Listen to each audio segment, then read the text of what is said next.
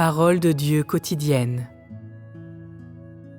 Aujourd'hui, les gens croient que la Bible est Dieu et que Dieu est la Bible.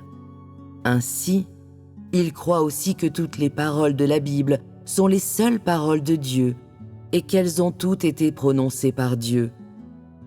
Ceux qui croient en Dieu pensent même que les 66 livres de l'Ancien et du Nouveau Testament, bien qu'ayant été écrits par des hommes, furent dictés sous l'inspiration de Dieu et qu'ils sont une archive des déclarations du Saint-Esprit.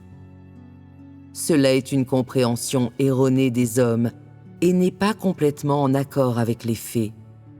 En fait, à l'exception des livres de la prophétie, la plus grande partie de l'Ancien Testament est un document historique.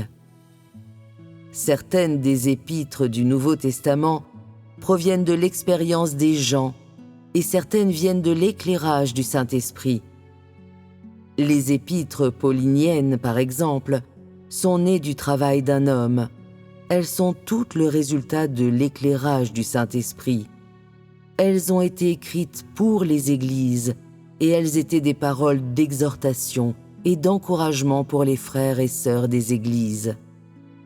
Elles ne sont pas des paroles prononcées par le Saint-Esprit. Paul ne pouvait pas parler au nom du Saint-Esprit. Il n'était pas un prophète, encore moins avait-il les visions qu'a eues Jean.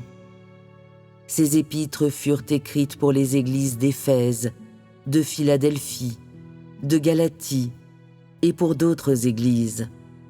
Et ainsi, les épîtres pauliniennes du Nouveau Testament sont des épîtres que Paul a écrites aux églises. Elles ne furent pas inspirées par le Saint-Esprit. Elles ne sont pas non plus les paroles directes du Saint-Esprit. Elles ne sont que des paroles d'exhortation, de réconfort et d'encouragement qu'il a écrites pour les églises au cours de son travail.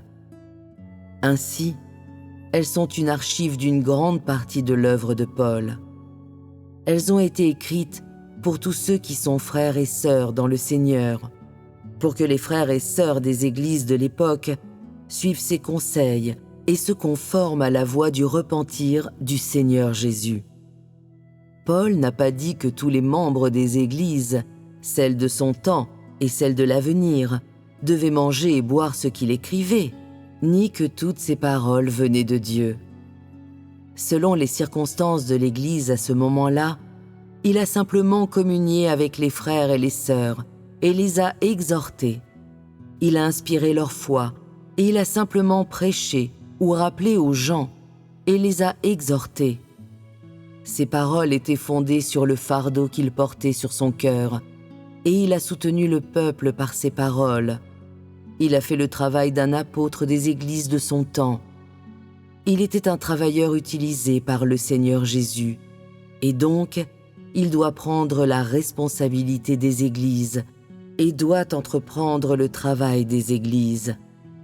Il a dû prendre connaissance de l'état des frères et sœurs et à cause de cela, il a écrit des épîtres pour tous les frères et pour toutes les sœurs dans le Seigneur. Tout ce qu'il a dit d'édifiant et de positif aux gens était juste, mais cela ne représentait pas les paroles du Saint-Esprit, et cela ne pouvait pas représenter Dieu. C'est une compréhension totalement erronée et un blasphème grave que les gens traitent les documents fondés sur les expériences d'un homme et les épîtres d'un homme comme étant les paroles prononcées par le Saint-Esprit pour les églises.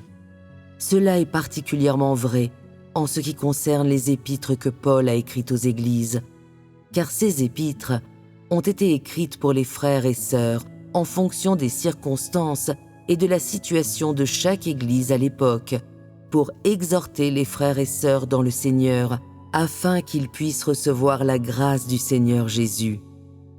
Ces épîtres visaient à réveiller les frères et sœurs de ce temps-là. On peut dire que cela était son propre fardeau, le fardeau que le Saint-Esprit lui avait confié. Après tout, il était un apôtre qui dirigeait les églises de l'époque, qui écrivait des épîtres aux églises et les exhortait. C'était sa responsabilité. Son identité était simplement celle d'un apôtre qui travaillait, et il était simplement un apôtre envoyé par Dieu. Il n'était pas un prophète, ni un visionnaire. Pour lui, son propre travail et la vie des frères et sœurs étaient de la plus haute importance. Ainsi, il ne pouvait pas parler au nom du Saint-Esprit. Ces paroles n'étaient pas les paroles du Saint-Esprit. Encore moins pourraient-elles être considérées comme les paroles de Dieu, car Paul n'était rien de plus qu'une créature de Dieu et n'était certainement pas l'incarnation de Dieu. Son identité n'était pas la même que celle de Jésus. Les paroles de Jésus étaient les paroles du Saint-Esprit. Elles étaient les paroles de Dieu, car son identité était celle du Christ, le Fils de Dieu. Comment Paul pourrait-il être son égal? Si les gens considèrent que des épîtres ou des paroles comme celles de Paul sont les paroles du Saint-Esprit et qu'ils les révèrent comme Dieu, alors on peut seulement dire qu'ils manquent de discernement. Pour parler sans détour, n'est-ce pas simplement un blasphème? Comment un homme peut-il parler au nom de Dieu? Et comment les gens pourraient-ils se prosterner devant l'archive de ses épîtres et les paroles qu'il a prononcées comme si elles étaient un livre saint ou un livre céleste? Les paroles de Dieu pourraient-elles être prononcées nonchalamment par un homme? Comment un homme pourrait-il parler au nom de Dieu? Et donc, que dites-vous? Les épîtres qu'il a écrites pour les églises pourraient-elles ne pas être entachées de ses propres idées? Comment pourraient-elles ne pas être entachées d'idées humaines? Il a écrit des épîtres pour les églises en se basant sur ses expériences personnelles et sur sa propre connaissance. Par exemple, Paul a écrit une épître aux églises de Galatie qui exprimait une certaine opinion, et Pierre a écrit une autre épître qui avait un autre point de vue. Laquelle des deux venait du Saint-Esprit? Personne ne peut le dire à coup sûr.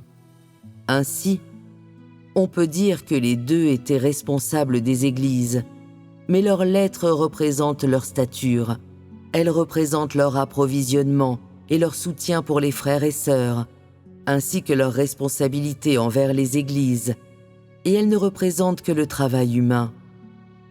Elles n'étaient pas tout à fait du Saint-Esprit. Si tu dis que ces épîtres sont les paroles du Saint-Esprit, alors tu es absurde et tu blasphèmes. Les épîtres de Paul et les autres épîtres du Nouveau Testament sont l'équivalent des mémoires des personnages spirituels les plus récents. Elles sont sur un pied d'égalité avec les livres de Watchman Nee ou les expériences de Laurence, et ainsi de suite. La seule différence est que les livres des personnages spirituels récents ne sont pas compilés dans le Nouveau Testament, mais l'essence de ces gens est la même. Ils sont des gens qui ont été utilisés par le Saint-Esprit au cours d'une certaine période, et ils ne pouvaient pas représenter Dieu directement.